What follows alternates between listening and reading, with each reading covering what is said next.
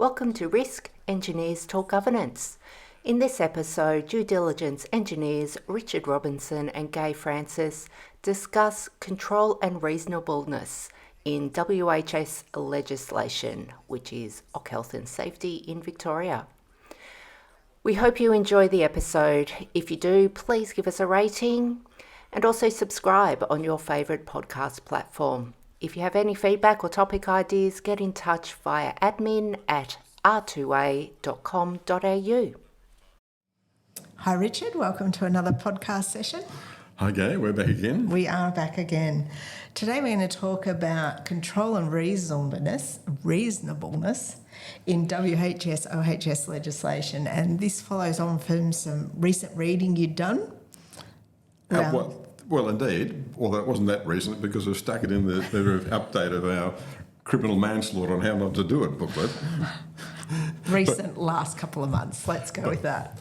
But this flows from the fact that, as we've commented a number of times, the WHS legislation is actually a statutory statement of the common law duty of care, and as a defence against negligence. Now, negligence, and again we're just responding to what lawyers tell us, in terms of a defence against negligence, there's normally two primary controls. The first is no power defence, that you didn't have control of the situation, so basically can't be held accountable for something over which you do not have control. And the second offence was that in all the circumstances, you'd done every reasonable practical thing to deal with this matter. Now, I used to wonder, in the WHS legislation, it never talked about control. It just talked about reasonableness. It had to eliminate hazards so far as reasonably practicable, and if you couldn't eliminate them, you've got to reduce them so far as reasonably practicable. And it wasn't until I was rereading a book by Sheriff and Toomer. Sheriff was one of the lawyers who helped draft the legislation, and Michael Toomer is sort of the guru from Sydney on this sort of thing. Just for the record, the book is Understanding the Model Work Health and Safety Act, and this was on page 19. And the point they make is that they did consider, when they were drafting the WHS legislation, where they should actually have a section about control, and to the extent you had control. And what they basically decided was that, from the point of view of determining what's reasonable, that the aspect of control is an aspect of that reasonableness decision. Or test, yeah. Yeah. And so they built it into it. Now, as we commented, I think, in our last podcast, or one of the other ones we've done, what happens a lot, for example, is that when you've got a split control, people sort of say, well, it's your job to do it, and no, it's your job to do it, and then nothing gets done, and you have this extended argument between the parties, and eventually somebody's got to say, well, enough's enough. You've all got responsibilities. You've got to get on with it. And ultimately, obviously, it's the PCBU that sort of has to pull the plug and say, enough, guys. We actually have to do things. You just can't sit on a problem while you argue whose responsibility it is. And that was one of Barry Sheriff's core remarks when he first drafted the OHS Act in Victoria in 2004, or his report that led to that, was that you just can't keep arguing about it. You've got to get on with it. So bringing the issue of who has control into what can be done when you're deciding what the reasonableness of those controls are.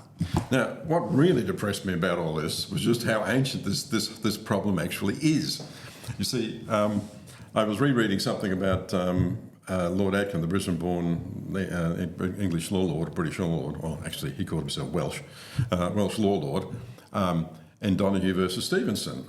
If anyone's particularly interested in it, there's a university professor from Saskatchewan, law professor, who was writing up when they get assigned a case, the judges write out notes and so forth, and they do that because if one of them gets sick and another judge has to take over, they get the assistance of all their previous notes. Anyway, in this, Atkin's actually explaining where he gets his famous quote from. The rule that you are to love your neighbour becomes a law you must not injure your neighbour, and the lawyer's question, who is my neighbour, receives a restricted reply. The answer is you must take reasonable care to avoid acts or omissions which might injure your neighbour. Who then in law is your neighbour? The answer seems to be those persons so closely and directly affected by an act they ought reasonably have them in contemplation as so being affected when I turn in my mind to the acts or omissions which are called into question. I'm glad you're enjoying this, Gaye. Good job. Without even any prompts, I'm impressed. Anyway, the point I'm trying to make, though, what I found particularly interesting, is that the way Lord Atkin actually describes it, that's the quote from the parable of the Good Samaritan, that the lawyer's question, who is my neighbour, that's actually the introduction to the parable of the Good Samaritan. So this is a 2,000-year-old question, right? that the lawyers are asking. And the way he actually expresses it is actually as this design philosophy, which we've been talking about. You've got to take into account your acts or omissions which are called into question, meaning after the event when it's all gone horribly wrong and your acts or omissions are being tested to see whether you had or hadn't done what you ought to have done. That's actually the design review process. So he's taking a 2,000-year-old lawyer's question and converting it to a design process. And that was 1932. So it's 2,000 years ago to 1932, and it looks like we managed to get this into the Australian parliaments in the form of the WHS legislation in, well, for the most part, 2010. So I guess that's a good result. It just seemed like a very long time to me. So what we're sort of saying is that they've always looked at it in that way, haven't they? In that, what could have happened and what have you failed to do and should have done? Was it reasonable to do so? So you've just articulated the basis of moral philosophy, how it ought to have been. And that's basically what it's all about. So I think we've been through this one before, but there's three broad areas of philosophy. Formal philosophy, which is logic, natural philosophy, which is science, and moral philosophy, how things ought to be. And that's why the lawyers and the engineers abruptly align, because if you just look at any sort of design process, the engineers are designing before the event, and then the lawyers conduct a retrospective design review after the event. And that also explains, if anybody's wondering about it, why engineers seem to pick on each other a lot in court. Because basically, if you are doing a retrospective design review, who are you going to hire as an expert witness to analyse what an engineer has previously designed? Another engineer is all you can do. Another engineer is all you can do. You can't do it any other way. So that's what has to happen. So, because I remember talking to one of the people that we've been associated with and sort of asked what you're doing. So I seem to be mostly just doing expert witness stuff, chiefly against other fire engineers. And I don't know whether that's a career move that you want to do, but these things happen.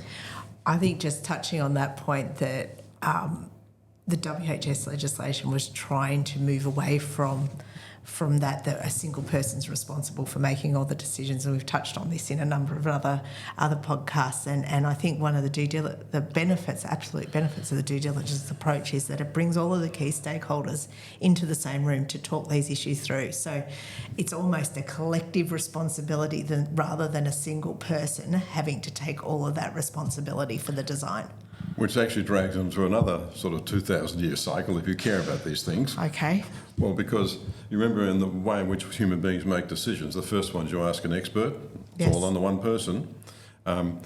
We've actually swapped it around because normally we used to say it was the adversarial system next and then it was inquisitorial last. But in practice, the way the history of the legal system was, the first one was sort of one person deciding in effect like an arbitrarily, that's what an expert sort of does. And then you had an inquisitor, which then asked a whole lot of people to decide who was responsible. It seems I've got my new in-laws, one of them's a German judge. But obviously they're trained chiefly as criminologists because they have to go around and ask people to find out things.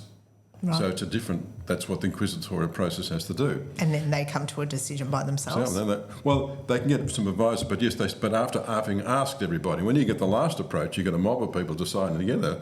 That's what trial by jury is.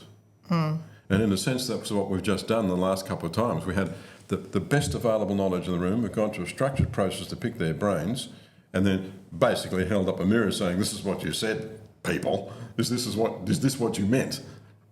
Yeah. The things line, say what you mean what you say. And I think we've covered this as well in a number of podcasts. The two final questions that we ask in a workshop situation, are there any other issues that aren't on the table that we need to discuss? And further, are there any other good ideas that anybody wants to put on the table that we should consider? And that's sort of that sign-off of the collective group. As you said, we've got the best available knowledge in the room. We've taken you through a structured process. We've tried our very, very best to get it right. We have been diligent. We've been diligent. We can still be wrong, but we've been diligent. We've been diligent, that's correct. So... I didn't have any last remarks. I think it's your turn to finish up. You don't have any last remarks this time. That's excellent. So I hope you enjoyed today's podcast based on some of the comments from Tuma. So thank you for joining us and we hope to see you next time. Thanks, Gaye.